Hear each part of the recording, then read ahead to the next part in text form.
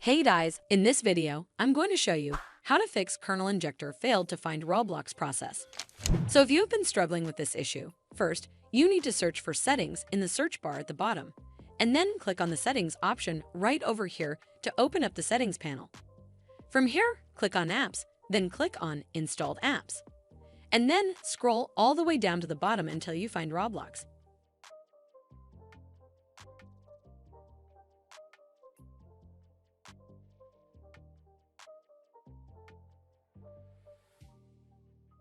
Now click on this three-dot icon right next to Roblox and select Advanced Options from the drop-down menu.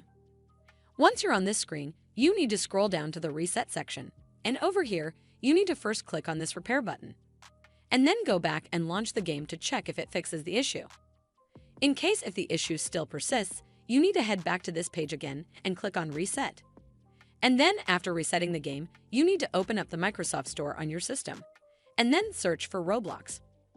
Once you're on this page, you'll see an Update button instead of this Play button right over here. Click on that Update button to make sure you're running the latest version of the Roblox game. Once you're done updating the game, check if it fixes the issue. But in case if it doesn't, then you need to again head back to the Settings page. From here, click on Apps, then click on Installed Apps.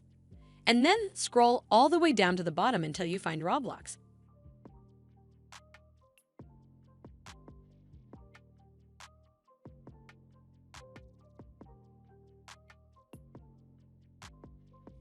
Now click on this three-dot icon right next to Roblox and select Advanced Options from the drop-down menu.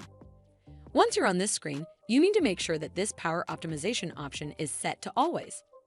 Hopefully, this will fix the issue. Well, that's how you fix kernel injector failed to find Roblox process.